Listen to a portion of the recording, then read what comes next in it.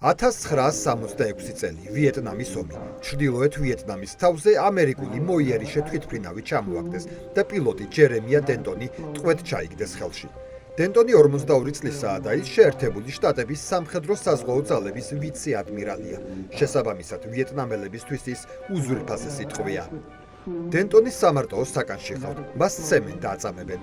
თუმცა ვიეტნამური პროპაგანდა ცდილობს მსოფლიოს აჩვენოს, რომ ტყვეებს კარგად ექცევიან. ამიტომ დენტონს აიძულებენ ვიდეო მიმართვა ჩაწეროს, რომელშიც ის იტყვის, რომ მას ძალიან კარგად ექცევიან. დენტონს არჩევანი არ აქვს, მას წამება ელის. კამერა ირთვება, დენტონი კითხვებს პასუხობს, ამბობს იმას, რასაც ავალებენ. მაგრამ ლაპარაკისას დენტონი თვალებს უჩვეულოდ ხშირად ახამხამებს და ეს შემთხვევითობა არ არის, ეს მორზეს ანბანია. T-O-R-T-O-R-E. ეს ინგლისური სიტყვა წამებაა.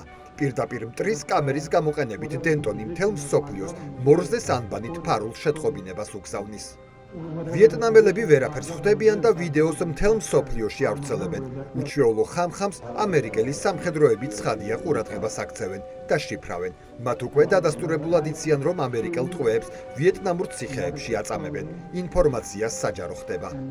ჯერემია დენტონი ტყვეობაში 7 წელიწადს და 7 თვეს ატარებს. სამშობლოში ის გმირად ბრუნდება.